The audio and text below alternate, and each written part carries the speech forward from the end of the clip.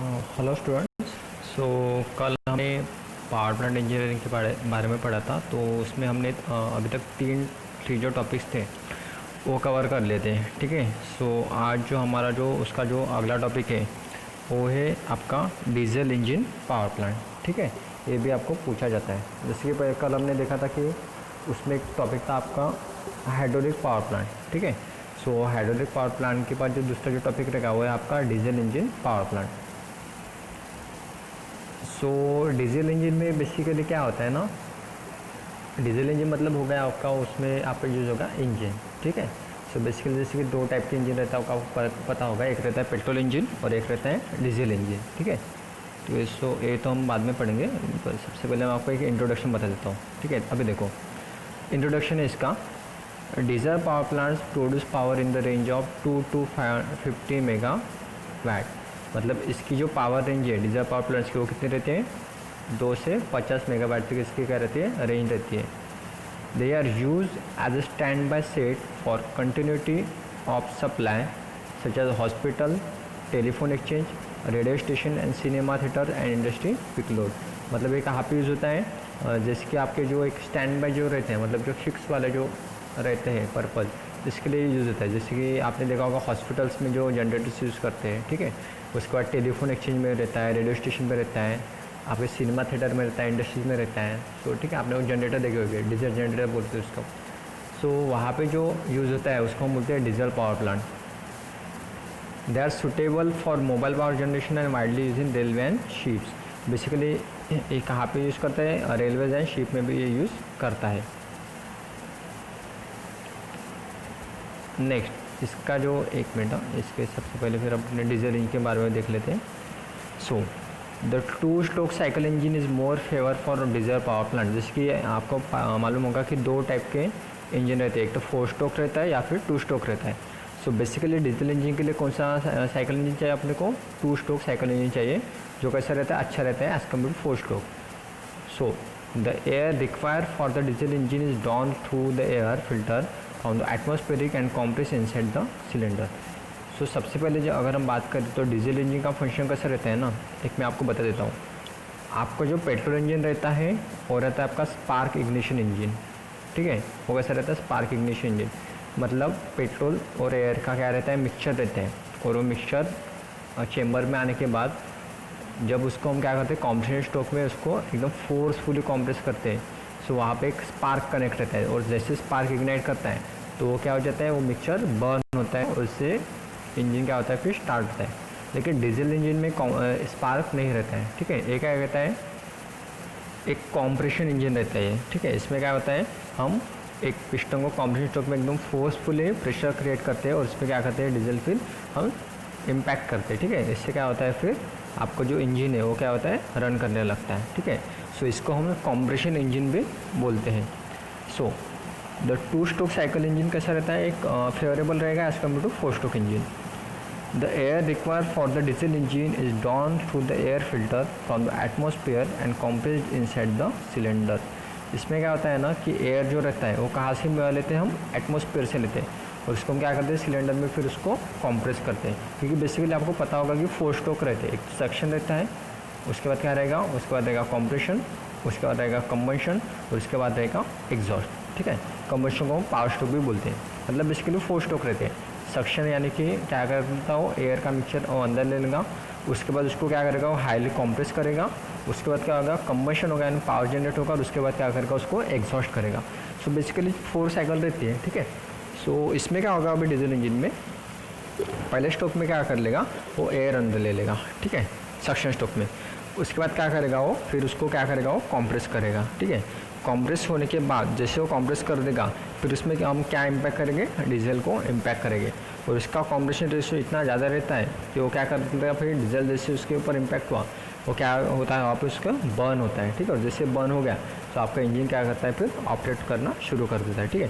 फिर उसके बाद लास्ट स्ट्रोक रहता है आपका एग्जॉस्ट स्ट्रोक। एग्जॉस्ट यानी कि क्या होता है, जो अनवांटेड जो स्मोक्स रहते हैं वो क्या करता है, तो उसको बाहर निकाल लेता है। ठीक है। सो सबसे पहले जो आपको जो सक्शन स्ट्रोक के लिए जो एयर रहेगी वो कहाँ से मिलेगी, आपको एटमॉस्फेयर से। लेकिन कैसा रहता है कि वहाँ पे एक फ़िल्टर लगा रहते हैं। ठीक है। वो एयर पहले फ़िल्टर होती है, उसके बाद कहाँ पे जाती है, सिलेंडर में जाती है। नेक्स्ट आपका सेकंड टॉपिक, नेक्स्ट पॉइंट आएगा अभी, the fuel from the diesel engine is drawn through a filter from all the day tank and injected in the cylinder through the fuel injector. इसमें क्या होता है, एक टैंक लगे रहते हैं, डे टैंक, मतलब डे वाइज वहाँ पे क्या रहता है, जो आपका डीजल है फ्यूल, उसको क्या कर लेते हैं हम, स्टोर करके रखते हैं, फिर वो फ्यूल इंजेक्टर्स के द्वारा इसके ऊपर क्या करते हैं, इंजेक्ट करते हैं, ठीक है। उसके बाद because of the high temperature and pressure of the compress air the fuel burns and the burn gases expand to do work on the moving part inside the cylinder called piston।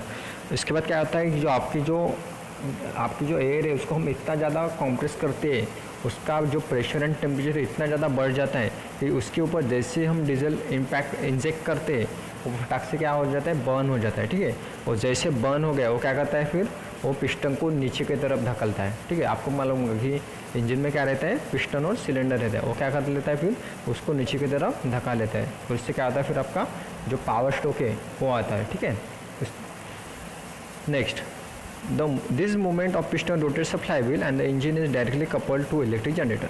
तो इससे क्या होता है, जो आपका जो piston है ना वो कनेक्ट रहता है क्रैंकशाफ्ट को, ठीक है। फिर क्या होता है, क्रैंकशाफ्ट को क्या कनेक्ट रहता है, फ्लाईव्हील। फ्लाईव्हील का काम क्या रहता है, एनर्जी को स्टोर करके रखना, ठीक है। फ्लाईव्हील का ये मकसद रहता है कि एनर्जी को स्टोर करके रखो। फिर आपका क्या होगा, जैसे आपका पिस्टन मूव करेगा, पिस्टन मूव किया तो क्या मूव करेगा, आपका क्रैंकशाफ्ट मूव करेगा। जैसे क्रैंकशाफ्ट मूव किया तो किसको मूव करेगा, फ्लाईव्हील को मूव करेगा, ठीक है। और फ्लाईव्हील को हम क्या अटैच करेंगे, जनरेटर। फिर फ्लाईव्हील से द्वारा कौन रोटेट होगा, जनरेटर। जैसे जनरेटर रोटेट हो जाएगा तो क्या तैयार होगा, उससे तैयार होगा आपका इलेक्ट्रिसिटी, ठीक है। समझ में आ गया। देखो डीजल जो इंजन रहता है वो कैसा रहता है, कॉम्प्रेशन इंजन रहता है। इसमें भी क्या कितने स्ट्रोक रहते हैं, 4 स्ट्रोक, सक्शन, कॉम्प्रेशन, कंबशन और एग्जॉस्ट, ठीक है। बेसिकली 4 स्ट्रोक रहते हैं। उसके बाद क्या होगा, सक्शन स्ट्रोक जब रहेगा तो क्या कर लेगा, वो एटमॉस्फेयर से एयर ले लेगा, फिल्टर वाली, ठीक है, अंदर ले ली उसने। फिर उसको क्या करेगा, हाईली कॉम्प्रेस करेगा। कॉम्प्रेस यानी कि उसका टेम्परेचर और प्रेशर क्या करेगा, वो बढ़ा लेगा। फिर जैसे उसका टेम्परेचर एंड प्रेशर बढ़ गया, उसके ऊपर क्या होगा, फिर जो आपका डीजल है फ्यूल वो क्या करेंगे, हम इंजेक्ट करेंगे, ठीक है। कौन से स्ट्रोक में, तीसरे स्ट्रोक में, जो आपका कंबशन स्ट्रोक रहेगा। फिर जैसे कंबशन वहाँ पे बर्न हो जाता है, वो पिस्टन को कहाँ धकेलेगा, नीचे धकेलेगा। और फिर जो चौथा स्ट्रोक लगेगा आपका, वो रहेगा आपका एग्जॉस्ट। और एग्जॉस्ट में क्या होगा, अनवांटेड जो स्मोक एंड मटेरियल है वो क्या कर देगा, वहाँ से रिमूव कर देगा, ठीक है। लेकिन जब आपका जो पावर स्ट्रोक लगा तब क्या हो जाएगा, आपका पिस्टन मूव करेगा, ठीक है। और जैसे पिस्टन ने मूव किया तो उसके साथ कौन मूव करेगा, आपका क्रैंकशाफ्ट भी मूव करेगा, ठीक है। क्रैंकशाफ्ट अगर मूव कर दिया तो क्रैंकशाफ्ट में कहाँ पे कनेक्ट करेंगे, उसके ऊपर कनेक्ट करेंगे हम फ्लाईव्हील। फ्लाईव्हील का काम क्या रहता है, एनर्जी को स्टोर करके रखना, ठीक है। और फ्लाईव्हील को हम कपल करेंगे अपना जनरेटर, ठीक है। तो जैसे फ्लाईव्हील रोटेट होगा, आपका क्या रोटेट होगा, जनरेटर भी होगा। और जनरेटर रोटेट होने के बाद क्या तैयार होगी, इससे इलेक्ट्रिसिटी तैयार होगी, ठीक है। Next the gases after expansion inside the cylinder is exhausted into the atmosphere and passes through the silencer in order to reduce the noise, ठीक है। साइलेंसर का आपको वर्किंग पता होगा, साइलेंसर क्या करता है, नॉइज़ को रिड्यूस करता है। क्योंकि क्या होगा ना, जब अनवांटेड गैसेस जब बाहर निकलेगी इंजन से तो क्या करेगी, बहुत ज़्यादा नॉइज़ प्रोड्यूस करेगी। उस नॉइज़ को मिनिमाइज़ करने के लिए हम क्या कनेक्ट करते हैं, साइलेंसर, ठीक है। आपकी गाड़ी को भी साइलेंसर रहता है, ठीक है। साइलेंसर का काम क्या है, नॉइज़ को रिड्यूस करना है या मिनिमाइज़ करना। तो जो आपका जो डीजल इंजन का जो पावर प्लांट रहेगा ना, जनरेटर रहता है, उसको भी क्या कनेक्ट रहता है, साइलेंसर। वो साइलेंसर क्या करता है, उस नॉइज़ को रिड्यूस करता है, ठीक है। समझ में आ गया, ये होगा इसका वर्किंग। अभी देखो यहाँ पे एक जनरल लेआउट बताया गया है। यहाँ पे देखो, यहाँ पे समझो आपका ऑफिस है, यहाँ पे आपका स्टोर है। इसके बाद देखो यहाँ पे इसके बाजू में कंट्रोल रूम, मतलब कंट्रोल रूम से क्या करेंगे, उसको ऑपरेट करेंगे। और देखो यहाँ पे नंबर ऑफ सेट कनेक्ट कर दिए उसने, diesel engine generator set 1 set, ठीक है। यहाँ पे नंबर ऑफ सेट इसने कनेक्ट कर दिए। उसके बाद यहाँ पे दिया है वाटर कूलिंग पंप। हाँ, एक बात बता देता हूँ मैं आपको कि जो आपको जो इंजन रहता है उसको ठंडा करने के लिए हम यहाँ पे किसका यूज़ करते हैं, वाटर का यूज़ करते हैं। मतलब कैसे रहता है, इंजन को कूल करना भी बहुत ज़रूरी रहता है, ठीक है। जैसे कि आपकी बाइक हो गई, बाइक को हम वाटर कूलिंग नहीं करते, ठीक हो, कि उसको क्या रहता है, एयर कूलिंग रहता है वो। मतलब एयर के कॉन्टेक्ट में आने से आपका इंजन क्या हो जाता है, वो कूल हो जाता है। लेकिन आपने जो ट्रक बस वगैरह देखे होंगे उसमें क्या डालते हो, रेडिएटर में वाटर डालते हैं। किस लिए, क्योंकि जो आपका जो इंजन है वो क्या रहना चाहिए, ठंडा रहना चाहिए, ठीक है। यहाँ पे भी अगर हम डीजल इंजन यूज़ कर रहे हैं तो उसको भी ठंडा रखने का काम अपने को करना पड़ेगा।